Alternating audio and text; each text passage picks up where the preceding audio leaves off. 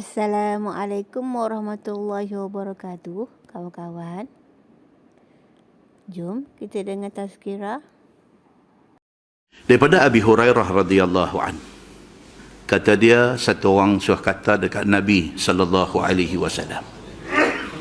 Satu orang suruh jumpa Nabi, dia tanya Nabi, ya Rasulullah, ayyu sadaqah afdal?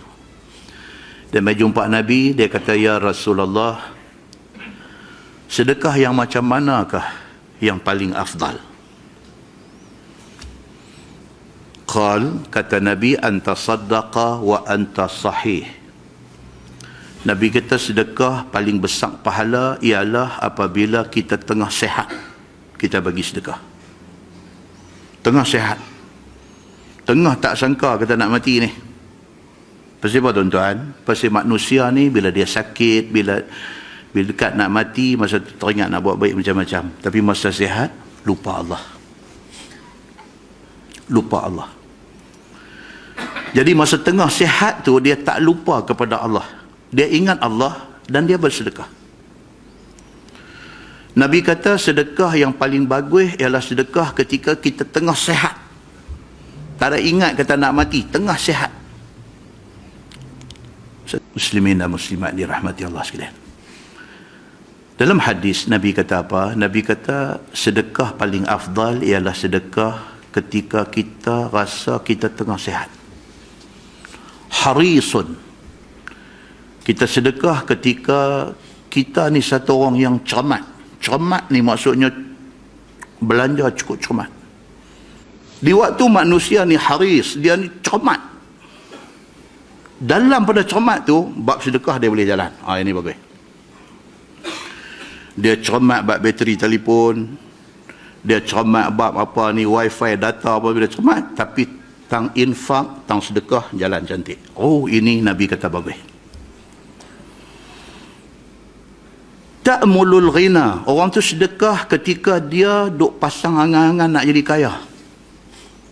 Orang ni bila dia pasang angan-angan nak jadi kaya ni, dia ada target, tuan-tuan. Dia target. By end of this year, dia kata saya mesti ada 300,000 dalam simpanan. Tu, dia duk target tu. Orang yang duk target ni, by end of this year, ujung tahun ni saya mesti ada dalam simpanan 300,000. Ujung tahun ni saya mesti ada 1 million. Ujung tahun ni saya mesti ada 1.5 million. Dalam pada duk target tu, dia ni tak mulul ghina. Dia angan-angan nak jadi lagi kaya, lagi kaya. Dalam pada tu, bab sedekah dia bagi. Yang ni cantik. Pasal apa? Selalu kalau kaki macam ni, dia tak bagi sedekah lah. Pasal apa? Dia kira dia bagi ni boleh melambatkan dia nak capai tu, dia punya target tu. Tapi tang sedekah, jalan. Nabi kata orang macam ni, bagus. Wa takhshal faqra. Di waktu dia takut jadi miskin. Duk rasa duit pun duk ada tak banyak mana ni. Kalau bagi lagi, duk bagi ke orang lagi akan turun duit yang duk ada tak banyak mana. Dalam keadaan macam tu, sedekah dia bagi. Nabi kata ini sedekah yang bagus. Dan Nabi kata wala tamhil hatta idza balagatil hulqum.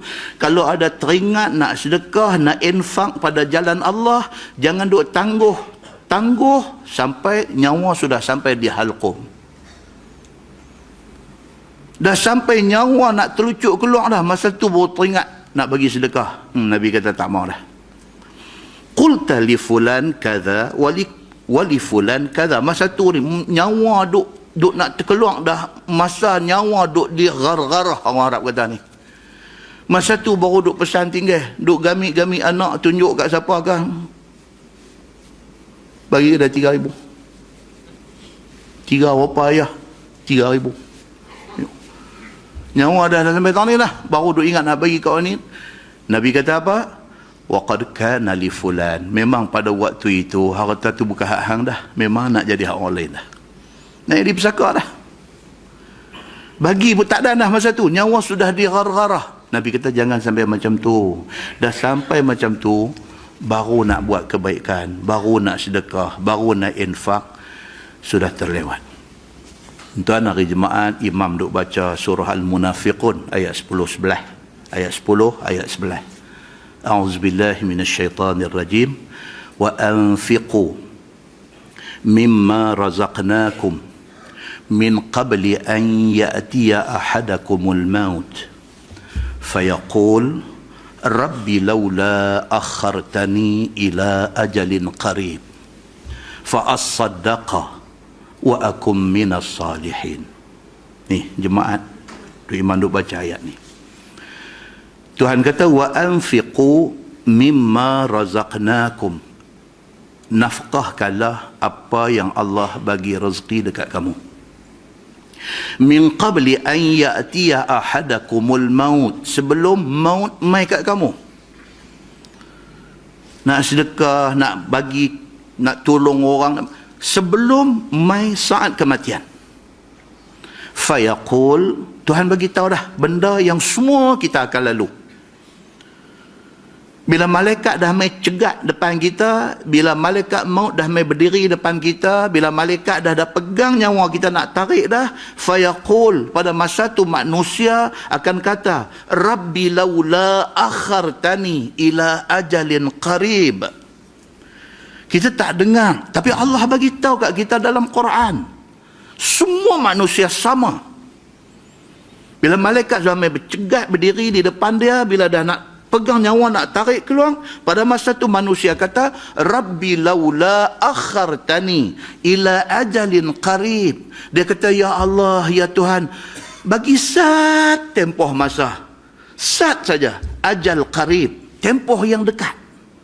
Qarib makna dia dekat, ajal tempoh. Manusia yang lagi 1 detik, lagi 2 detik, lagi 5 detik, lagi 5 second nyawa nak keluar tu, manusia pada waktu tu dia kata dekat malaikat yang duk mai berdiri depan dia, rabbi laula akhartani, tolong sahabat kat Tuhan, minta tangguh sat aja, fa as-saddaqa, aku nak bagi sedekah. Banyak-banyak benda baik yang ada dalam dunia ni, orang nak mati minta dekat Tuhan, minta sat masa nak sedekah. Quran tidak kata dia nak minta masa sat nak pergi semayang. Tuhan tak kata dia nak minta masa sat untuk nak baca Quran. Tapi dia minta dekat Allah apa dia? Fa as-saddaqa, aku nak bagi sedekah. Bagi sat masa, aku nak pergi ambil duit nak bagi kat mereka. Ayat ni nak beritahu dekat kita betapa sedekah itu besar impak dia kepada semua manusia. Saat kita nanti jumpa lagi hadis lain.